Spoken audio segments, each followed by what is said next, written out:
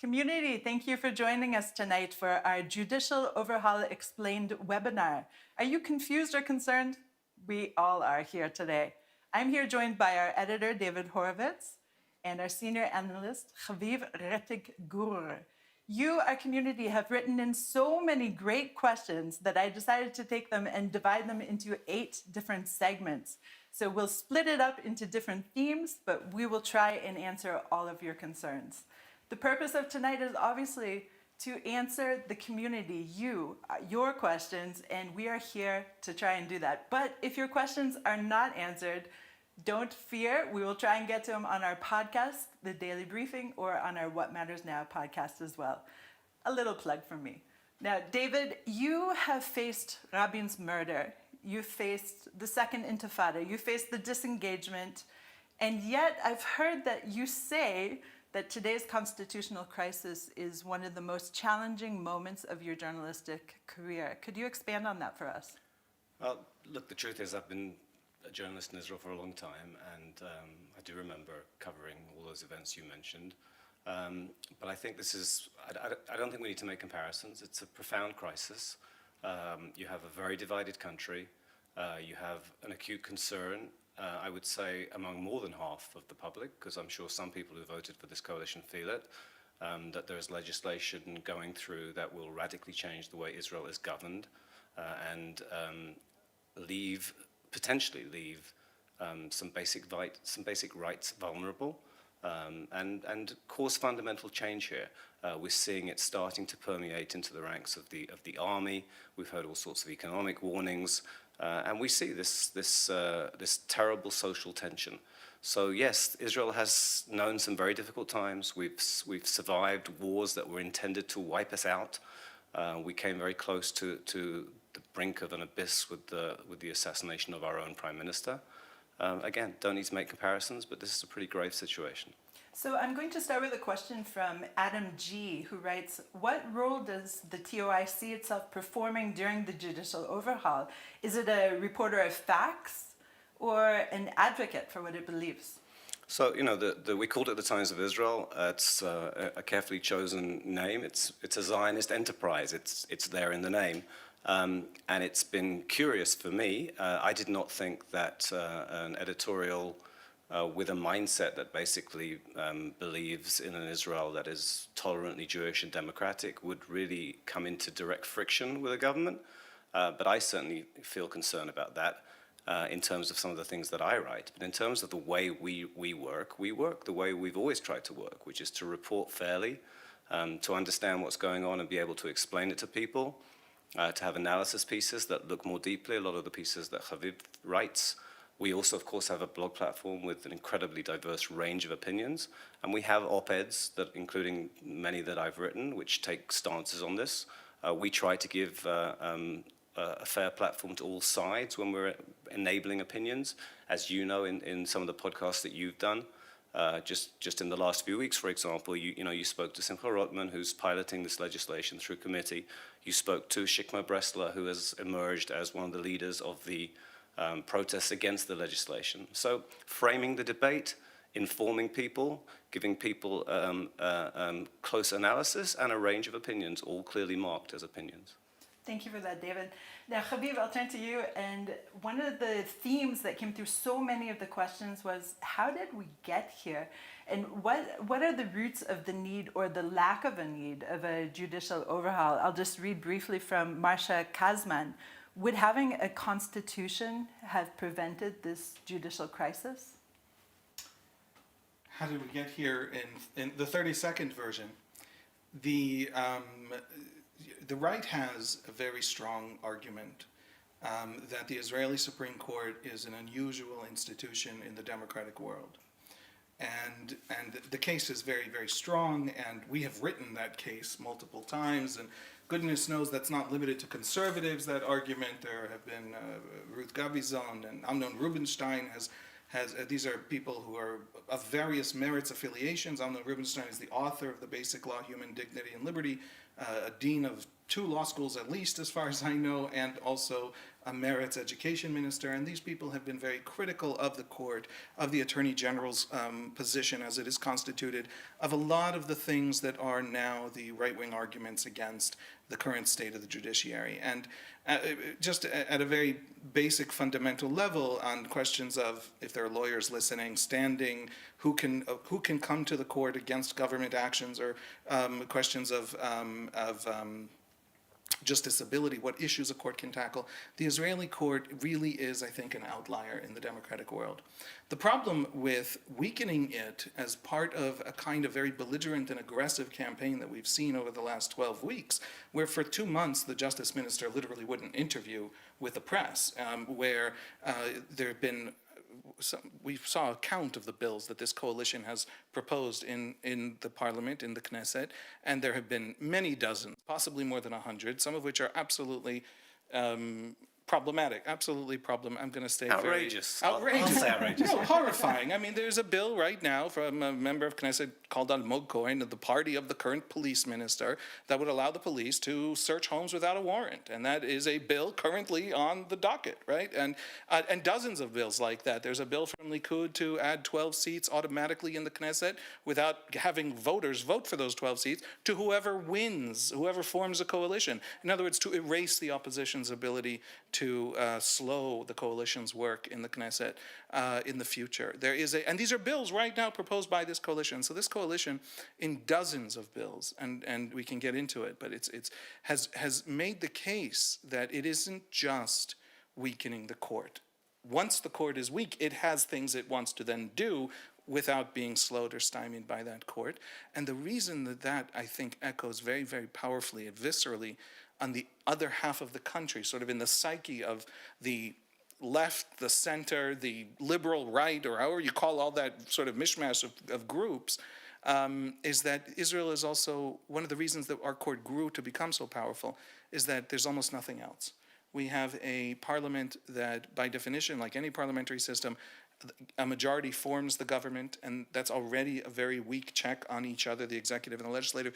But unlike places like Australia or Britain, which have a parliamentary system where the Knesset, the parliament is sovereign, we don't even have local election of MPs, of MKs.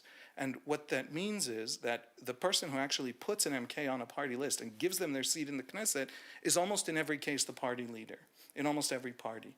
And so we don't even have an MK who is able to stand up and say to his own party, sort of the Joe Manchin effect, if you will, in the U.S. Congress. Joe Manchin is a Democrat, or he was a Democrat until a couple weeks ago or whatever, and the Democrats want to do something, and he says, no, my voters in West Virginia are much more conservative Democrats, and I don't serve at the pleasure of the president. I serve at the pleasure of the voters of West Virginia. Our members of Knesset serve at the pleasure of the party leaders who are the government. And so there isn't a capacity of the Knesset to rein in the government. We have perhaps the simplest political system in the free world, arguably, and therefore the court became so powerful to fill that gap, and now that they want to shrink it and to do it in that very, very belligerent way, everyone who isn't them, who didn't vote for this coalition, that half of the country is saying this looks, smells, tastes, walks, like an anti-democratic duck, so to speak. So the question was, of course, do we need a constitution, or would a constitution have prevented that? David, do you want to weigh in here? I think it would help if it was a fairly well-entrenched one that wasn't, changeable, which I suppose is part of the definition of it, because among the concerns, Haviv makes the very good point, that we don't really have 3 branches of governance here. The Knesset is a tool of a majority coalition if that majority coalition is like-minded or broadly like-minded, like this one is. So basically, add the other caveat about the party leaders appointing the Knesset members, you've got a situation where it's not merely, I would say, the coalition or the court that are the only people, in play. It's almost the prime minister and the court. And you've got a prime minister on trial at the moment with all kinds of strange and curious motivations and so on, right? That's actually our next question. So the question from MB from Oakland, I assume California. was, to what extent do you think Netanyahu's trial explains this whole situation? Fully, partially, not at all? Okay, so let's Why? let me try and answer that, but let me just finish the point that I want to make. Among the big concerns about the legislation that is going through is that the way that our laws are drafted, the absence of a constitution, the ease with which what are called basic laws, and you'd think quasi-constitutional, hard to change, no, actually very easy to change, and the concern that because basic rights are not going to be immune from protection with the restrictions that are going to be placed on the court, that, there's real potential for abuse. That maybe a constitution could have, maybe one day will yet be able to reconcile. Right? On the other hand, before we get to Netanyahu, I wonder if there's any advantage for not having a constitution, that we are so able to be nimble and to change direction and to change our laws according to the people's decision at the time. I think we've reached a point where it's proving unworkable. We haven't had really a constitution. What we've had is an informal check and balance of the sort of the tribal way that Israelis vote and think. Different communities, different religious and ethnic communities have essentially sent representatives of themselves. The reason we have this national proportional representation system, as it's called, in other words, Israelis vote for a party and not a candidate, and then these parties come to the Knesset, they essentially represent the distribution of the various cultural and religious tribes of the country, and they, in the Knesset, then negotiate, right? And no single party, no single tribe has ever been a majority. That's breaking down now with these new alliances on the right, the religious and the right that have formed. And so it might be time for a constitution. In other words, the old checks that we had that were not written down, didn't need to be written down. Maybe it's time for them. And just the basic law point that David raised. Right now we have 22 times in the last 5 years, the Knesset has changed the basic laws. By the way, 23 times, because just a couple nights ago it changed a basic law again. So mazal tov, everyone, you have slightly different basic laws now. But the point is that if those basic laws were difficult to change, they became 80, right? An 80 majority and 120 instead of 61, or in some bills, some basic laws even less than 61, then you could put into them rights to privacy. There's no right to a free press in this country. There's no actual written right anywhere to freedom of expression. If you put those in and weaken the court and strengthen checks and balances elsewhere, in other words, a constitution, you'd be, this is, by the way, Isaac Herzog's argument, this isn't my argument, we'd come out of that more democratic than before rather than less. But that is not what's on the irony table is that right at now. the moment, in the era when we most need it, the arguments are so bitter that we're least able to achieve it. That's the tragedy here. Yes. Okay, and some of the bitterness comes, of course, from the Netanyahu trial, which is this. The root of, you mentioned Shikma Bresler, and of course 3 years ago she took to the streets with the Black Flag movement along with many other people in the Balfour protests and all of that because of the Netanyahu trial. So do you think, again, to return to this question, to what extent do you think this trial is influencing the judicial overhaul package? I certainly think it's in the mix. I think Netanyahu has many achievements to his credit, but I think he is an incredibly divisive politician who very deliberately stirs up parts of this population against other parts, and that's incredibly damaging. I think those tendencies have been exacerbated by his trial. I don't know, I'm not a legal expert, and I don't know many legal experts who would go out on a limb and say he's for sure going to be convicted or he's for sure going to be acquitted on any or all of these charges, but he resents them. I'm certain he's convinced himself that he has been framed, that he was set up, that he's done nothing wrong. And having said all of that, and by the way, parts of this legislative package would give him options for extricating himself from his trial. They could remove elements of the criminal code. They could pass legislation that a serving prime minister could not be prosecuted. They could make those changes apply retroactively, and the court would be shackled and neutered and prevented from stopping that. Those have all been proposed. Right. Those are Sure. not These are things that theoretical. I'm not making up. Likud has actually wanted Right. to write them. Yeah. Right. But the bottom line for me is all of that is not sufficient explanation for what he is doing, because I think it's so incredibly damaging. And there are other ways where he could extricate himself from his trial and have the same kind of friction with the court. I mean, fire the Attorney General, change the post of Attorney General, get a new Attorney General in who revisits the indictment and so on. Incredibly controversial, but much less wide-rangingly controversial and damaging. So I don't have an adequate explanation for why Netanyahu has been pushing this. And then there are people who say, well, he's the prisoner of this coalition, and this was the only coalition. But the well-being of the country is at stake. And you would have thought he would care about how he is perceived, that he doesn't want to be perceived as the person who destroyed an economy that he had nurtured, someone who was a profound supporter of an independent Supreme Court. It's extraordinary to me and defies adequate explanation. Okay. We have two questions that are very related, one from Liz Pushit and Nancy Parrish-Plas. And essentially the question is, I fail to understand how the judicial overhaul will damage our democracy. It's eluding some people still, which I understand. It's complicated stuff. Well, I'm sure Haviv will supplement. Among the things that I would say, some of which we've kind of half-referenced, the only protection that we have, the only effective protection that we have in Israel against potential abuse or excess by a like-minded coalition is the court. Now, a lot of the criticism, that ostensibly the court defies the will of the voter, prevents the government from doing what it wants to do. When you look at the cases where the court has intervened or not intervened, quite interestingly for me, you get a bit of a different picture. I mean, there's a big argument, the ultra-Orthodox want to codify in law that there is automatic exclusion from the draft or from national service. Well, there's almost that now, and the court has allowed that. There are a lot of criticisms that the court has proved itself an opponent of the settlement enterprise. Well, look at the settlement enterprise today, where it was a few decades ago. That does not suggest that there was some kind of interventionist court, broadly preventing some of these things happening.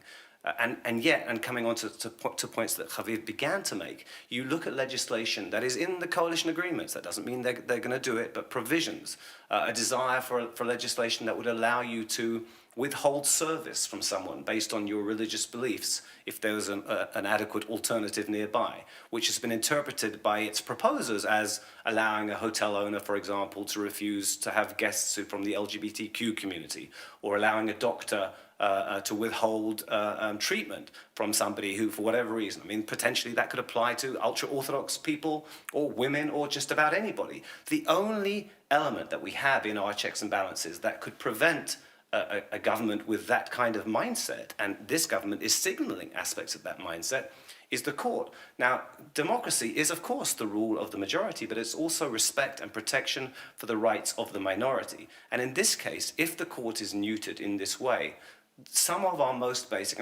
our most basic rights will either be immune from judicial oversight or easily adapted, changed, impinged upon by a like-minded government, such as the one we have. So it's pretty clear that I'll just add one more thing, sorry.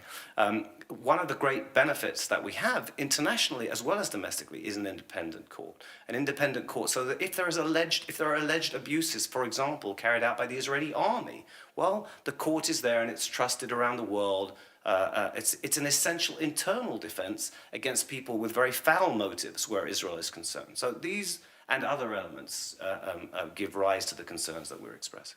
Okay, so we're leading to a doomsday scenario, essentially, which is what happens if the overhaul passes, what can the court do? So let me read out a question from... Well, can I just add to that? Sure. First, just in terms of how it harms democracy. What's incredibly difficult about this debate, and that allows both sides to feel profoundly correct and have all the facts on their side while still completely disagreeing with the other side at a level of, each side is convinced the other one is in some level apocalyptic, and a real catastrophe looms, is that 70% of this reform enjoys a majority support in the country. And the last 30% would dismantle checks and balances. For example, the basic law point that we raised. Changing basic laws is, making basic laws immune to judicial review. That's proposed. Now, basic laws should be immune to judicial review. That's what a constitution is. But then they shouldn't be easily changeable, because then it's not, in fact, the Knesset will just slap basic law on something. It doesn't want the court to review, and you've just canceled judicial review. And on top of that, the appointments committee, and on top of that, the need for a massive majority on the court to actually throw out anything. And on top of that, the 61 override, which some of the biggest supporters of this reform insist now was never for real, never honest, never true. There was a 61 vote override. If the court says something, the Knesset can say, no, thank you, we disagree with your opinion, we're ignoring you, and we need only a simple majority, which almost by definition every coalition has. And all of that was in layer upon layer upon layer upon layer of the court disappearing. And when you asked Justice Minister Yariv Levin, the major proponent of this legislation, 2 months ago, he wouldn't give an interview, but when you sort of forced it out of him, he said, everything is going to pass. This is what I want. This is the reform. There are no, as we say in Hebrew, ezim, right? Goats in this. Things that you throw in so that they can be taken out later and you don't lose the core that you want to pass. That's not what's happening, Yariv Levin says on national television. What's happening is this. Now, the difference between 70% and 100% is the loss of all checks and balances. And so there's a debate here where when you talk to Simcha Rothman, he really wants to talk about the overpowerful court, about how different this court is from the Irish court or the Canadian court or the German court or whatever. And that's not the question. The question is the last 30%. And then when you talk to the other side, you want to talk about, well, let's do a reform, let's have that negotiation. But they say, guys, they're canceling the court. That's not a moment when you come to negotiate. This is about dictatorship. Likud now has a bill that was inside Likud meetings of the Likud faction in the Knesset. There was literal shouting on this. One Likud member of Knesset proposed a bill that Likud would actually take over the Central Elections Committee. That doesn't sound democratic because a judge, of course, heads it and all the parties sit on it. But, right, so they went out of their way. It's astonishing how much these people, screaming and shouting that they're Democrats, went out of their way. Let's assume that they're Democrats. Let's take Simcha Rothman and Yariv Levin at their word. They've been talking about this for decades, and they believe themselves to be Democrats. Wow, have they gone out of their way to demonstrate to people who don't personally know them that they're not, right? So the problem is, what do you believe in this government actually wants? That's what the actual debate is about. It's about faith. And that's not a great way to run a constitutional debate. I'm sorry. I know we want to get some more questions. At some point, faith is all well and good, but you have to believe the evidence before your eyes, right? So what are the government's intentions? What are Yariv Levin's intentions? As stated, here is the thing. You know, by the time we're watching this, or you're watching this, or not long after, we assume the law will have been passed that allows the coalition to basically to control all the appointments to the lower courts of judges and the first 2 appointments in any Knesset term to the Supreme Court, and appoint the president of the court, which shapes the panels that hear cases and so on. You don't need to take over the Central Elections Committee if you're appointing the judges. You can put one of your loyalists in. Think of the degree of politicization in this whole process. You want to be appointed as a judge in a lower court, well, you need to, find favor with the coalition, and then you'll move up if you do a good job. So I think at some point, there was, are they really serious about this? Should we think that they're putting in things that they don't really intend to do? The core of this legislation is becoming law. By the time, like I say, you're watching it, it probably will have been. The response, I'm trying to disagree with you, but I'm struggling. This just in, our Prime Minister, Benjamin Netanyahu, has fired the defense minister for essentially standing up to him and saying that this is... He will vote against. He will vote against. Netanyahu can't fire Gallant from the Knesset, so that means Netanyahu now has an angry Knesset member lost to his 64 seats, which means he's more dependent on Itamar Ben-Gvir for anything he wants to do. This coalition, but let's move on, because I don't want to get into a back and forth. It's not that I guess the disagreement between us, is I think that they are Democrats in some level who adopted a strategy that they thought made sense to push this through because they expected this immense blowback, when in fact the strategy is what created the immense blowback. But there's no reason to think that. They always knew they had the votes to survive any blowback, right. And here they are doing right. it. And then I realized that what I'm actually arguing is that your fault, your mistake, is believing them. And that is their mistake. It's not like the argument I can come up with to defend their intentions is still they're either unbelievable folly or actually authoritarian. I think you have to assume they mean what they say with every new development, including the one I that's should just say happened. that one article piece I'm working on now is just tracing the debate on the right on this question, and there have been just overwhelming number of voices on the right coming out profoundly frustrated. People who do believe that this is necessary for democracy and to advance democracy, and they're coming out and saying, "You shame us." People, activists, major right-wing activists who believe in Yariv Levin and believe in, and they're coming out and they're saying, "I refuse to defend this coalition because these insane bills and these insane statements. You are making it difficult for us." We go to our synagogues, we go to our neighborhoods, and people say to us, centrist people, even right-wing people, are saying to us, this is quotes from the columns that these people are writing. They say to us, what is this insane bill of the gifts bill that there's now going through the Knesset, where they'll be able, 800,000 public servants will now be able to have anonymous gifts given to them for any legal or medical process they can either actually have or invent, and there's no oversight in the bill that's currently advancing in the Knesset, and it's to help Netanyahu keep $270,000 he was given by his cousin, and that's currently now advancing through the Knesset Economy Committee. Today it actually advanced through that committee, and so this is a coalition that is behaving in a way that is convincing a lot of people that it's anti-democratic, and those who think that it's just strategic are running out of excuses. I mean, when I was preparing for my interview, as you mentioned, with Simcha Rotman, I decided to listen to a few podcasts that he gave while washing the dishes, of course, because that's what one does when listening to a podcast. In any case, one of them was a two-parter about the top 10 moves that he will make when he can, essentially. And he's just ticking the boxes so far. And so I have to think that he believes deeply in what he's doing, and he's not doing any kind of show, and this is only the beginning. And look, the news that you just had handed to you on the phone, right? Don't let's be fooled about who put all of this together, who built this coalition, who appointed Yariv Levin, who made sure Simcha Rotman was chairing that committee, and he's now fired a defense minister who said, I support the reform. Pause it until after Yom Ha'atzmaut, after Independence Day and after Soldiers' Remembrance Day. Let's try and keep this country together. Who said to him, I see this dispute seeping into the army. It's presenting a clear and tangible danger to national security. And a day later, he's been fired. It's pretty clear where this is coming from. Which leads us to our doomsday scenario question. Okay, from Miriam Speer from Frankfurt, Germany. Given the overhaul entirely passes the Knesset by the end of the coming week, what remains in the range of possible action for the Attorney General and the High Court? What can be done to block it? Well, the Attorney General is supposed to be advising the government not to do things that are illegal or deeply problematic, and assuming that the government follows her advice, will then defend the government before petitions to the High Court. We're in a situation where the Attorney General has already given a fairly long advisory about core aspects of this overhaul package and said they're incredibly problematic, undemocratic, represent the shattering of the judiciary's independence and so on. So I don't know how she fares. I assume she won't be able to and wouldn't be wanted by this government to defend it before the High Court. We don't know that everything's going to go through this week. The core legislation on choosing the judges and some other aspects will probably go through this week.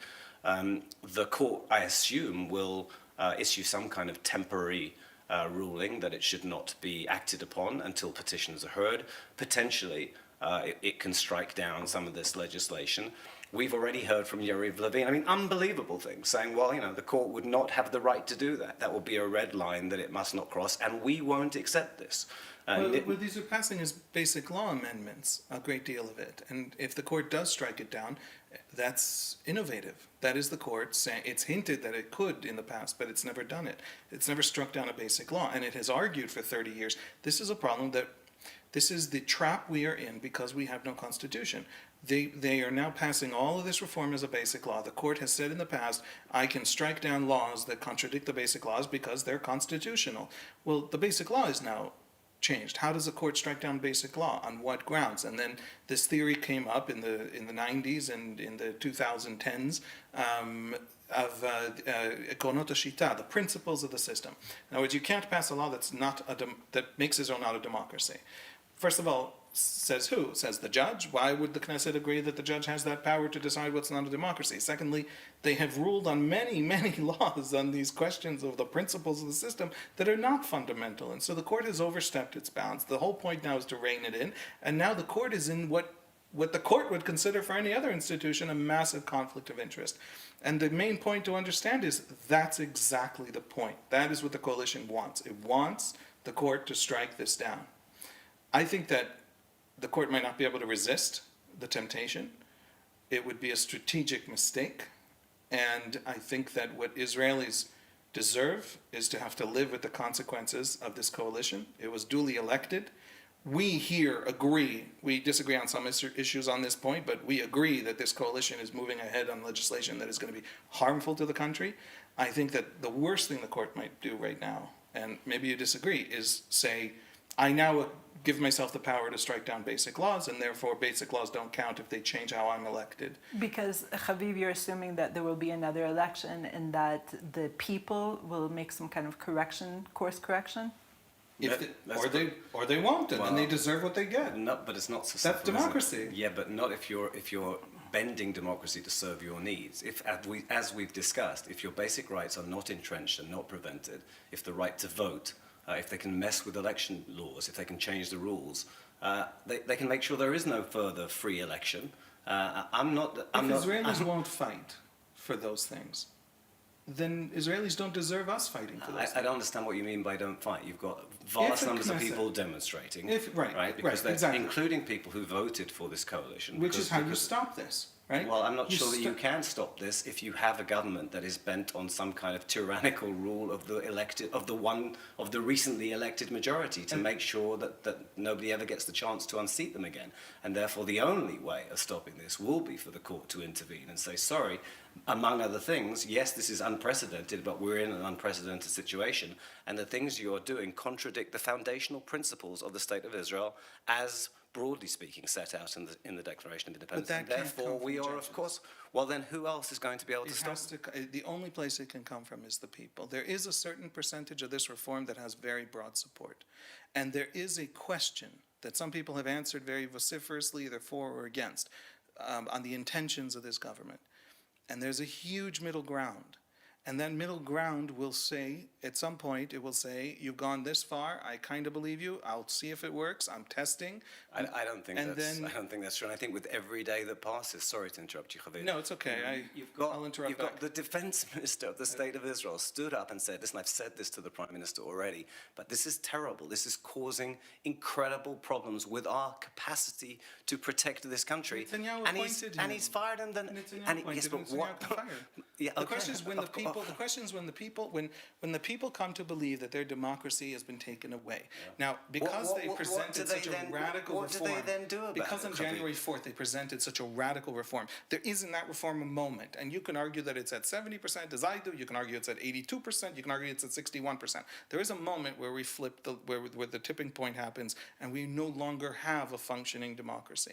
In that package. That package has slightly been diluted. I think it's been diluted 5% instead of the 30% it needs to be. But nevertheless, that package. Now, the public will have a moment. I'm trying to understand what you're suggesting. You're suggesting that the court shouldn't intervene because if the public reaches the stage which is beyond where they are now, even more people feel, wait a minute, I woke up this morning and I don't have equal rights and I don't have freedom of expression. I'm suggesting two things. They're going to close that. Then what? Then the public protests will become so large. When they move in on elections, and they've hinted that they want to move in on elections. For example, Arab majority parties that aren't Zionists shouldn't be allowed to run. There's a law that says you have to be Zionist and Democrat. You have to support the Jewish and Democratic state to run in an election. Okay, so well, it's about time we stop that. The court has said that these parties can run. The court won't be able to say it anymore. The Knesset will be able to overrule. If they now kick out, let's say, 90% of Arab representation from the Knesset, and thereby secure this particular coalition makeup permanently and forever, then the public will be faced with a choice. And if they do these other things, then the public will be faced with a choice, and the public will have to make that choice, because right now the public won't have any power to influence what's happening at that point. But if the judges now say, they have forced the court now into a position where it has to invent a power to throw out a basic law. Nobody knows where that power comes from. And so they will be in a position where Netanyahu's case and Levine's case and Rothman's case will be, This is a court that invents powers. And by the way, it has invented powers. We know it's invented powers. Our own Barak says he's invented powers because judges are very, very wise. This is a court that is going now into the trap of, in some sense, of its own making, but in the immediate sense of the coalition's making. And the worst thing that it could do is try and save Israel from itself. We have come to a Again, I precipice. want to understand what you're saying. You're saying that if the people are prepared to live with this, with having their votes taken away, with having their freedom of speech taken away, Then there's two then options. the court shouldn't try to save them. All right, and I'm saying It's possible the that we're court wrong. has an obligation. What's that? It's possible that we're wrong, and this is going to make us twice as democratic and much happier, and everyone's going to live in This an process that's unfolding this now. process that's unfolding now. At the coalition. As the coalition argues, Yes, so this is going to make us money. It's possible that we're wrong. I think we can dismiss that. I haven't heard Okay. that argument that this Yeah. is going to make us Okay, happier. good, fine. I've heard arguments that have very intentionally, very, very narrow and very, very tiny aspects of this, and never someone who really speaks to the whole broad process. And I think that that's intentional because I think that they're a little bit embarrassed by the strategy and all of that. But nevertheless, by the strategy of throwing all of it all against the wall all at once, convincing half the country it's an authoritarian push, and they don't want to have that conversation. But because they've also burned all the faith they could possibly have, so they shouldn't have that conversation. At this point, if they say, no, we're real Democrats, no one will believe them. The point is that let's assume that we're wrong and everything's democratic and beautiful. Well, great. I'm glad they won. Let's assume that we're right, and this is a tilting away from democracy in a very profound way. The court's not going to stop it. If the court intervenes, the court will speed it up. And it won't just speed it up, it'll validate a great deal of that right-wing argument to right-wing middle ground voters. If the court does not intervene and they pass all the things, nothing stops them, then the only place where they can pay a price will be in the public arena, will be in elections. I just think your outlook we see Israelis is protesting. dangerously sanguine because I don't think there's going to be much of a country left. I don't think if the legislation goes through as it is planned, that the small proportion of the Israeli taxpayer who are shouldering the burden both of national service and subsidizing an ultra-Orthodox community that doesn't do national service, it sees more and more. Where are they going to go? Well, those who can will go elsewhere. That's exactly. Investment will not come in. The economy will collapse. People, I don't like to call it refusal in the army. The reservists doing additional service as volunteers will be nothing compared to what happens. This country is going to be in existential peril, and I don't know that the people are ever going to be able to take it back. And but therefore, it's really important for and therefore, the people because of a legal argument that the court doesn't have to have the right, I think the court has an obligation to prevent the elected majority from turning into a tyranny. The court can't. The court can't tell majorities of the population that they're completely wrong over a great deal of time. We're not talking about majorities of the population. We're talking about the elected leadership if the court tries to its throw majority. out basic law, it will be convincing very large parts of the elected coalition that the argument against it was right. On the other hand, if this goes through as is, if Netanyahu has to live with the consequences of his policy, and it turns out that he's wrong and we're right, and those consequences will be detrimental to the country, that will create a new responsibility among the public. There will be no power for the public to change what's unfolding. There'll still be elections. There'll still be anger. There'll still be. Why? Why do you think that there will still be fair and free elections? Because the next step. Obviously, there won't be. No, anyway, we should move on because to prevent the next step, they would have to cancel elections or delay elections or throw out a third of the population. They'll have to do some tweaking, like the Bedouin diaspora doesn't have a vote, or Israelis abroad are given the vote. You do lots of things to make sure you never lose power. But you can either try to stop this in a way that seems to a great many Israelis to validate the argument at the heart of it, or you can let it happen and have the country pay the price, and then have the country make a decision. Yeah, I don't think the whether country the at price that is point. worth I think it. we're going around in circles because I don't think the I trust country. the public. I'm telling you that the public won't have the power. That's what this process is ensuring. The public disagree. may well turn around in ever greater numbers and say, oh my goodness, what happened here? I thought they were only going for that community, but it turns out they're going for me as well. It will be too late. I disagree.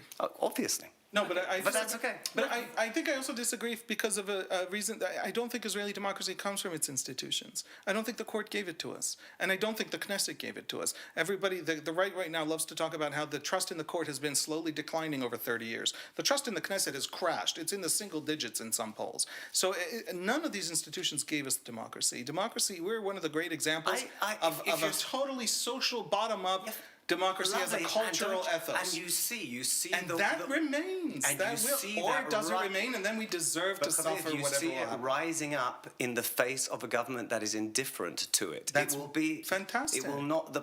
The will of the public to retain a genuine democracy is being taken over right now by this government, by this duly elected This government isn't indifferent to it. It's suffering terribly because of it. What broke Gallant? What broke Gallant is the public protest. and we when know that tomorrow- Edelstein, and we know that David Horovitz, and we know that half of them secretly in their hearts. So excuse but me, they're so cowards. tomorrow or the day after when they bring the judicial selection, this government that's feeling its pain is not going to approve it. It is going to approve it. And, you know, the poor nafal, right? The die will have been cast. And then you're saying, well, the court shouldn't strike it down because the people will have no means to Maybe I'll put prevent it this. differently. I don't think the court can. It will strike it Okay, down, and then that's they'll exactly- ignore them. Okay, so let's move on because we're not going to convince each other.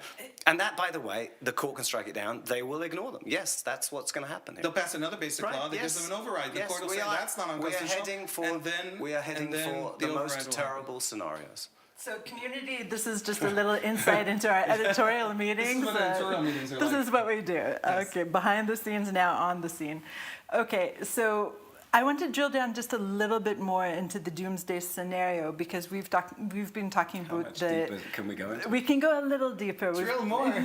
We've been We're all talking getting about the depressed. lack of voting and all sorts of undemocratic situations, but from Daniel Sachs, at what point do the army and police get involved? If the army and the police both support the Supreme Court, how will the confrontation develop and how will it end?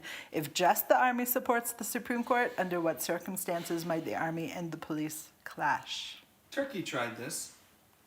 The Turkish military, 4 times in the 20th century, carried out a military revolution, ousting the elected government in the name of democracy, reestablished secular democracy, and slowly created the condition for Erdogan's authoritarianism. The army is very good at some things and very bad at others. One of the things it's very bad at is restoring constitutional orders that are teetering on the edge of collapse. I stand by my argument that the Turkish path is not a good one, and the Israelis who want to save the country, sometimes I'm a father of 4, my youngest is 3, my oldest is 12. All that age gap, you learn very quickly that sometimes you have to let them live with the consequences. Not that the nation is a child, but that all humans are children in some deep way. And we will have to live with these consequences. Let us live with the consequences. We will be able to come back from them. Our democratic ethos and feelings and instincts are strong enough. Do not try and stop this artificially. The court is a court. Don't do it with an army or a secret police. Or that's anyway. That confirms that will prevent us from being capable of taking responsibility. I don't think it's going to happen. And So I'm a mother of 7. And it's not a contest. It is a contest. It is a and contest. 3 of my children will likely join the army next year. Yeah. And I wonder how they will respond if they're given an order. As I said to Shikma Bresler, the protest leader, if one of my sons is given the order to raise a gun against her. What do you say to that kind of scenario, David? Your children have been in the army. Look, I think the scenario. First of all, in answer to the previous question as well, I'm relieved to hear that Haviv doesn't want the. I'm not surprised, and we shouldn't be looking to the army to save us or the police to save us. I do think we should be looking to the court because I don't think there is going to be any other salvation. I think one of the reasons why this incredible turmoil has now gone deep into the ranks of the security services, the army and the other elements, is because it's the combination of the legislation going through and the agenda in the coalition. When did it really sort of escalate to a whole new level of internal concern? partly when the finance minister, who has some defense ministry rights, Bezalel Smotrich, said that the state of Israel needed to wipe out Huwara, a Palestinian town where 2 Israeli brothers were killed in a Palestinian terrorist attack. And then you had pilots asking to meet with the head of the Air Force and saying, you know, this is somebody who has real power, arguably the second most powerful minister in the country, in fact, emphatically so now, because the defense minister just got fired, saying the state of Israel needs to wipe out a Palestinian town. By the way, he didn't say this minutes afterwards, he said this several days afterwards, he walked it back. Who are the people who are going to be asked to carry out those orders? Well, we're telling you now, we're not going to do it. And that's what escalated it to the point where you've got active pilot reservists saying that we're not going to be, you know, training at the moment, and if this law goes through, you know, until this is passed, you know, I think we assume that if there was an enemy threat from the outside, the pilots would go to work to defend the country. But it's that combination of legislation and stated agenda. You know, we're hearing, this is one of the things that Gallant was saying. He was taking your domestic reality and bringing it to the attention of the Prime Minister. He was saying there are parents who are troubled. Spoke about mothers. Right, about sending their kids to this army. There was I don't think he said this, but maybe it was a spoken, but you know, there was a tacit bargain here that you have mandatory military service while in the service of a tolerantly Jewish democratic country. I don't see that that's written down anywhere, but maybe it is. But if that's being broken now, again, fundamental aspects that go to the sustainability of this country are in doubt now, are in danger. Much of this conversation it's outrageous, it's ridiculous that we're having it. And yet we have to talk about it. You know, the comparisons with Turkey or other regimes, it's tragic that we're covering this kind of ground and we're trying to get our head around, well, we really wouldn't want the army, which has got an incredibly moral leadership and not an overtly partisan leadership, perhaps, well, maybe they're the people. No, of course they shouldn't. It's ridiculous, right? It's ridiculous. This is meant to be a tolerantly Jewish democratic country, and it's you know, it's almost, I'm upset, to put it mildly, that we're having to have these kinds of discussions. Okay, let's everyone have a communal deep breath, and we're going to change subjects to what is the positive, workable vision for a true reform? Compromise. Can we get out of this crisis? Who can bring us out? So this is from Karen Ferrer. Haviv and David, I would like to hear from one or both of you what your positive vision is for better balance of the legislature and judiciary, unless you think that our system as it is now is perfect. David, you may believe, but Haviv, you do not. That right now what we have is a I think I've convinced situation. David over the years it could do with some improvement. No, look, you know, the part of the reason why the court is incredibly interventionist is because of the systems that we have here, where there's only the court to go to. The court is certainly inefficient. There is room for reform of the judicial system. It's incredibly understaffed, for one thing. There's, you know, I think we have more lawyers per head in this country than pretty much anywhere else in the developed world, and we probably have fewer judges. I mean, there are things to change.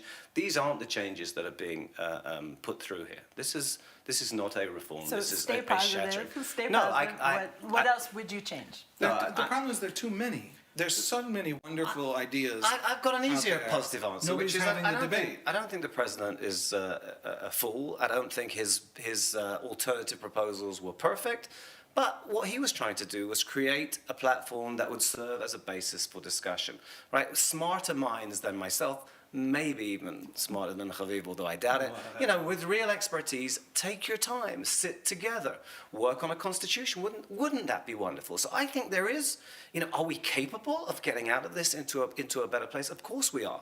The reason I'm troubled, you know, trying to give some kind of false optimism is I don't see that happening. I see the opposite happening. I see that the desperate pleas for the national good to be served, for consensus, all the things that people are saying, hypocritically or otherwise. You know, you've got to build consensus. You don't do these things overnight. You can't rush this through. You have to engage your opponents.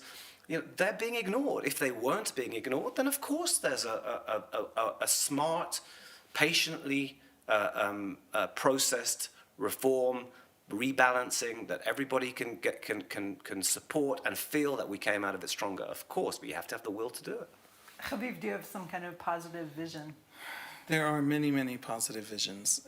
There was just an idea proposed of removing all judges from the Judicial Appointments Committee, which would help the right get what it wants, but give the opposition a veto. And it would be roughly half and half, which is a fascinating idea. And on Twitter, it got the support of people like Nadav Eyal, a pretty liberal, even progressive journalist, and I think Mickey Gitzin expressed, he's the head of the New Israel Fund in Israel, expressed great interest in this kind of, and as did I, and I don't know where I stand. Obviously, I'm an objective journalist from Mars, but nevertheless, there are hundreds of ideas out there. What the president proposed leaned a little, I would say, away from what the coalition politically can stomach, but there is a very close version of the president's proposal that people from think tanks like Kohelet, who helped shepherd this, create this, but are now a little bit shocked at what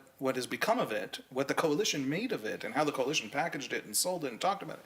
They would love to see happen. And so I would say that there are, for every actual suggestion of the coalition, there are a good 100 better suggestions in the civil society discourse around this. Genuinely a rich literature at this point, and I'm sorry, I'm going to violate the terms of this question and just go with David. They're not stopping. They're not talking. They're not negotiating. They're angry that the negotiation isn't happening with the Knesset opposition in the Knesset, because the opposition thinks that they are authoritarians and therefore refuses to negotiate away democracy. But the coalition created that story, created that framing. And so, the coalition doesn't now, after 3 months of realizing its mistake or pretending to have realized its mistake, again, assuming they're actually Democrats, which I still do, that coalition doesn't now get to wait for people to come negotiate while pushing everything through at breakneck speed. And I want to add one thing. Which is I don't forgive or buy into the notion that anybody who helped engineer this now regrets what is playing out or wasn't planning for it really. And secondly, I think we should be incredibly wary about proposing better suggestions. Right? We should allow a process where people talk and smart people exchange ideas, not somebody chaplap overnight comes up with a new system for choosing the judges. By the way, might not be perfect, not a disastrous system, the one that's been in place in the last few years, where both the justices and the political majority have a veto, misrepresented typically by the government as the judges choose themselves. No, they don't. They have a veto and the coalition has a veto. You want to change it, think very carefully about how to change it. Take your time. It's not unprecedented. There are many court systems where the judiciary itself appoints a great many of the judges, including democracies, not just India or whatever, but also which is a problematic democracy, but also Japan and Ireland is moving toward a more professionalized judiciary. It right now has political appointments and is actually going through a reform process, conscious and written, and the bills are being written, and is moving toward a more professionalized, where the judiciary and the judicial system itself, including the justice ministry, etc. People can read about it. There's a lot of debate in Ireland about it, and it's all in English, so it's easy to get to. Israel's system until now is not crazy.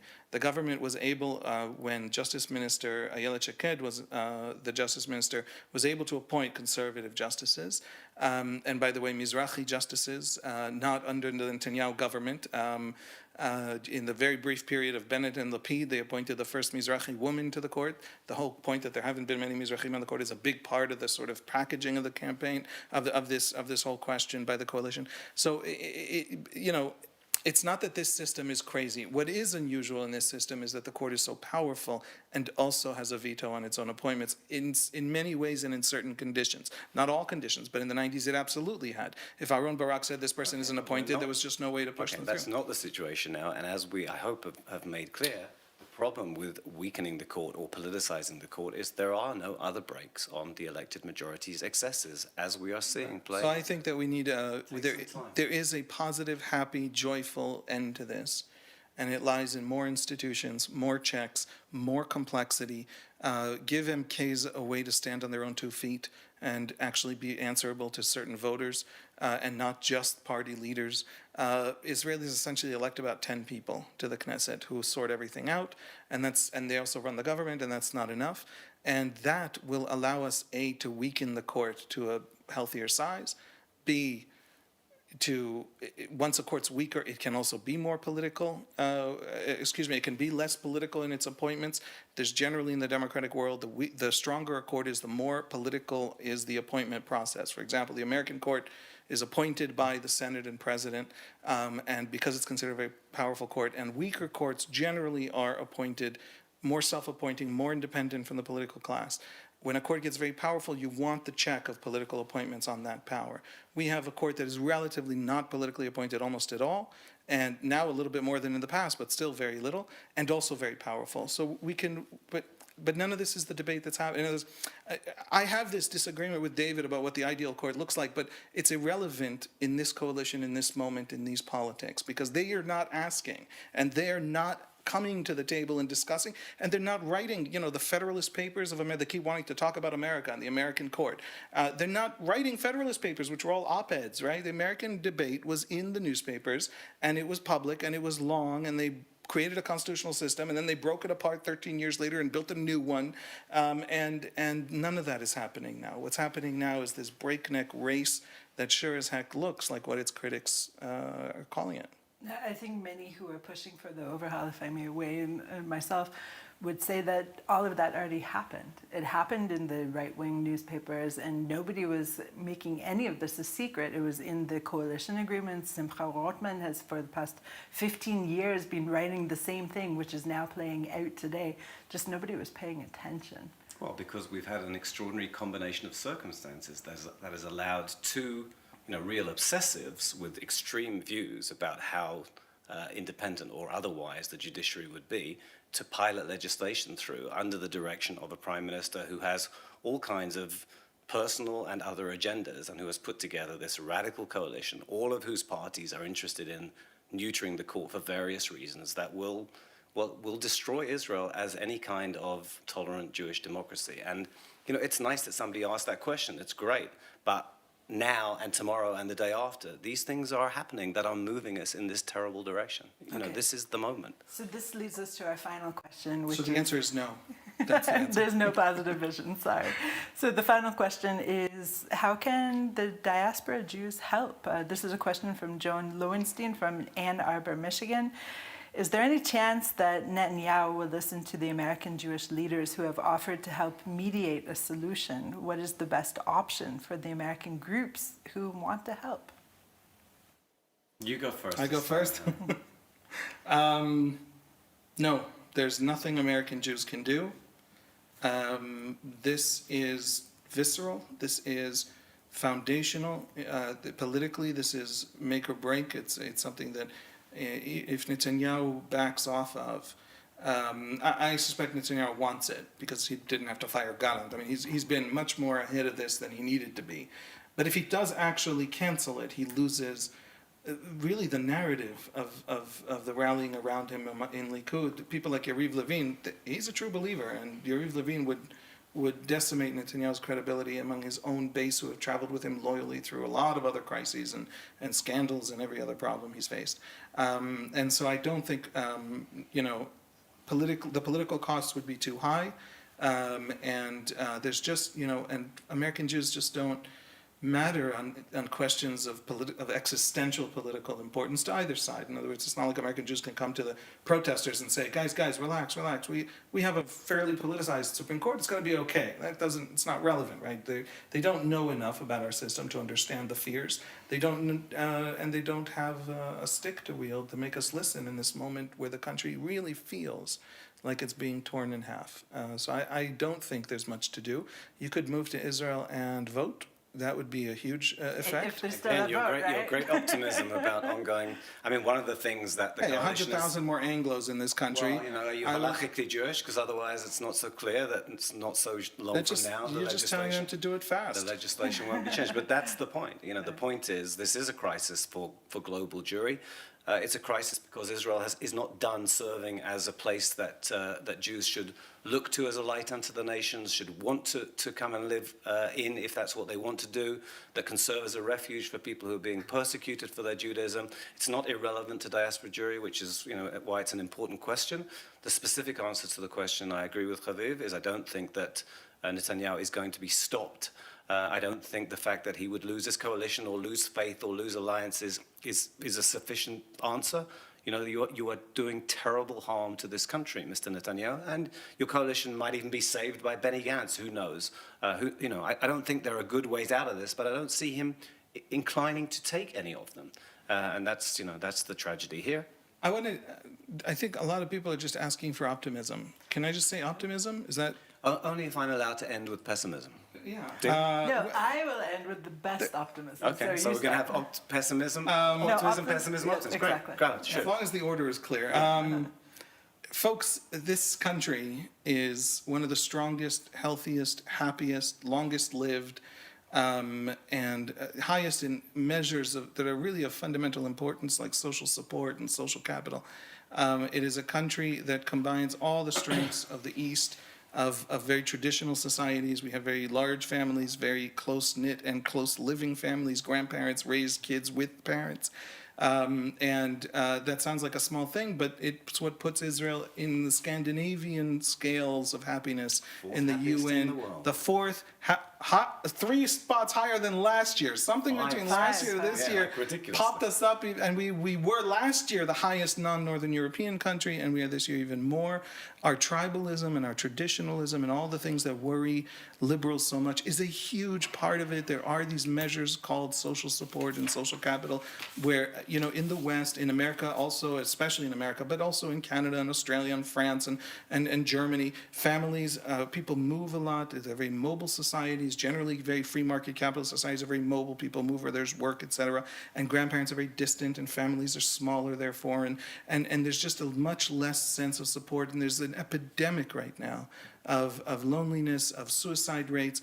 The CDC in the United States last month published published reports on, because of internet use and social media use and all these other issues of teenagers, double-digit rates of contemplating suicide and loneliness. And those things, it's not that these things don't exist here, but they exist far, far less. And by the way, the happiest of all Israelis are Haredim, which is really that scale of social support and social capital. And we have that. And our democracy was never based on these institutions. It was always based on bottom-up. It was always based on a basic culture.